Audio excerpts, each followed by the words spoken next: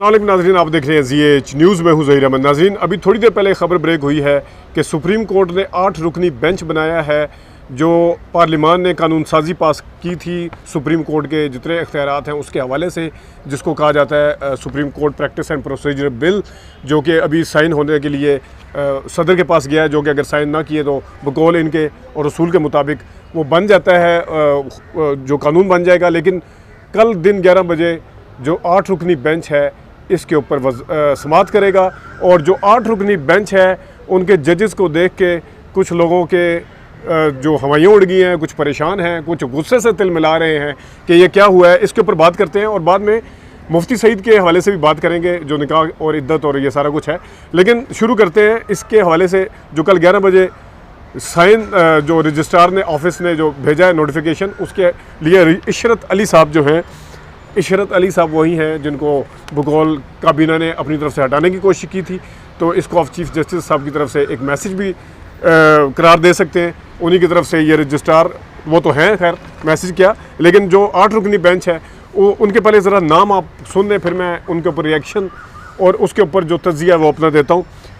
Justice Umar Ata Bandial इसकी सरबराही करेंगे, justice Ejazul Ehsan साहब हैं इसमें, जस्टिस मुनीब अख्तर साहब हैं, जस्टिस सैयद मज़हर अली अकबर नकवी, मज़ाहिर अली अकबर नकवी, मज़ाहिर अली ये वही हैं जिनके हवाले से बड़ी बात होती है, जस्टिस मोहम्मद अली मज़हर हैं, जस्टिस आयशा मलिक हैं, और जस्टिस सैयद हसन अज़हर रिजवी हैं, जस्टिस शाहिद वहीद हैं।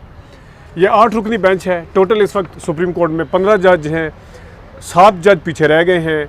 एक जज को आपने पार्लियामान के हवाले से वो देख लिया है, जस्टिस काजी फाइसा साहब को, उनमें से एक वो हैं और मुस्तकबिल के चीफ जस्टिस भी हैं। लेकिन जो 8 रुकनी जज का ये जो बेंच बना है, इसके ऊपर मखसूस मीडिया ग्रुप ने, मखसूस साफ़ियों ने तिल मिलाना शुरू कर दिया बाकायदा से, और एक किस्म के आंसू बहाना शुरू कर दिए हैं, जिसमें एक दो ने तो कहा है कि चीफ जस्टिस साहब भी स्लो नहीं आ रहे, वो भी पूरी उसके तहत आ रहे हैं।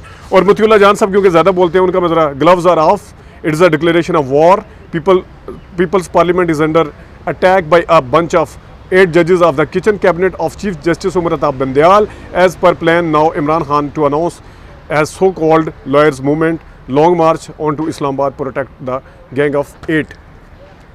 ये गैंग ऑफ 8 की बात है, यानी कि कुछ लोग ये भी कह रहे हैं कि मेजॉरिटी क्योंकि इसमें है 8 रुकनी है, ताक अदद नहीं है, जुफ्त अदद है, यानी 7 या 9 या 5 नहीं है, ये 8 रुकनी बेंच है।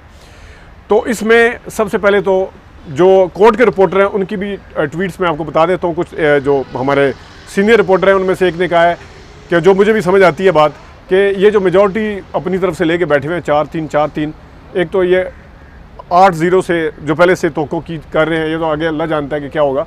लेकिन ये कह रहे हैं कि देखिए जी 8-0 से ये वाला बेंच जो है एक किस्म का फ़ैसला सुनाएगा, और वो जो 4-3 लगे हुए हैं करने के लिए उसको वो उड़ा के रख देगा।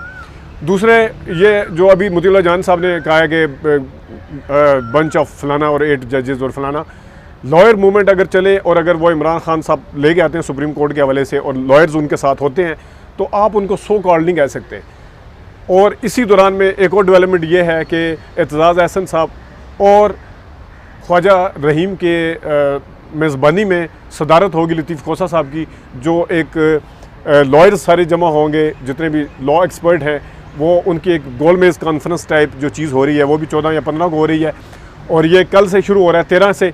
और पूरी जो एक कह सकते हैं कि इसके आने से पहले क्योंकि ज़ाहिर है चीफ जस्टिस आज भी चीफ जस्टिस हैं, उनकी पावर्स उनके पास हैं, वो जिस मर्ज़ी को बनाएं। अगर आप ये कहते हैं कि मेजॉरिटी जो है वो जजों की उनके साथ नहीं है, तो उन्होंने मेजॉरिटी भी अब दिखा देनी है अपनी, कि 15 में से 8 जज ये पकड़ें, ये इनका फ़ैसला है।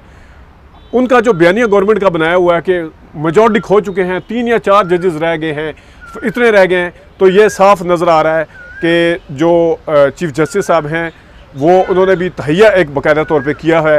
ये समझा जा रहा था कि चीफ जस्टिस साहब पीछे हो जाएंगे, ये समझा जा रहा था कि चीफ जस्टिस साहब के ख़िलाफ़ अपनी रेफरेंस लेके आएंगे, ये समझा जा रहा था एक जज को, जस्टिस काजी फाइसा साहब को पार्लियामान में बुलाएंगे तो पता नहीं क्या हो जाएगा। वो अलग बात है कि वो जो वजाहत आई है वो भी सीजे चीफ जस्टिस की कंसेंट के साथ ही आई है, उनकी मर्ज़ी के साथ आई है, और उनके मुलाकात को भी देखा जा रहा है। पहले हमने कभी नहीं देखा था कि इस तरह की मुलाकात हुई हो। तो ये भी जस्टिस काजी फाइज़ साहब के हवाले से नहीं बल्कि उमर अता बंदयाल साहब के हवाले से मुलाकात जो थी, इसको मेरे ख्याल में ज़्यादा पॉजिटिव साइड पे लिया जा रहा है, क्योंकि पिछले 2 दिन में जिस तरह काजी फाइज़ साहब डिफेंसिव हुए हैं, जिस तरीके से उन्होंने वजाहतें देने की कोशिश की हैं, वो जो पंजाबी में कहते हैं तुहाडे हासे नहीं मरवाया, तुहाडी वजाहतें ने मरवा देता है, तो वो हिसाब है यहाँ पे। जिस तरीके से वजाहतें दी गई हैं, ऊपर से जिस तरीके से इस वक्त मरियम बीबी भी जा चुकी हैं उम्रा करने के लिए, यहाँ पे पीछे जो एक था उनके साथ मरियम औरंगज़ेब भी हैं, तो वो पीछे जो माहौल है वो बिल्कुल इनके पॉइंट ऑफ व्यू से ये समझ के बैठे हुए थे कि हमने पता नहीं क्या कर दिया, और आपस में लड़ाई भी डलवा दी है। वो जिन जज साहब ने शायद इनके तई लड़ाई करनी थी, वो खुद जाके मुलाकातें कर रहे हैं चीफ जस्टिस साहब से।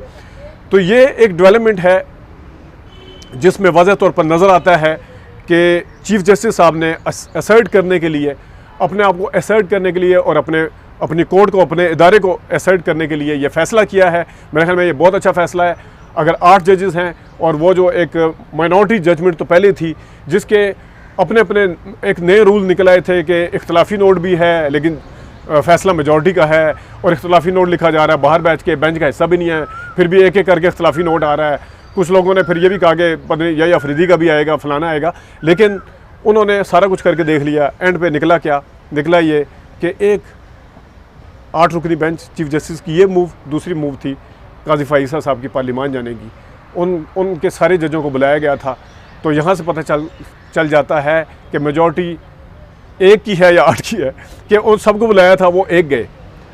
मैं आपको एक उसूल की बात बताता हूँ, जजेस के हवाले से तो स्कूल गोइंग बच्चे को पता होता है कि वो पब्लिक में नहीं जाते, पुराने एक जो ट्रेंड थे, वो शादियाँ अटेंड नहीं करते, वो मीटिंग्स में नहीं जाते, वो कहीं जाते नहीं है इस तरह के ओपन फोरम में, ये तो सबको पता था।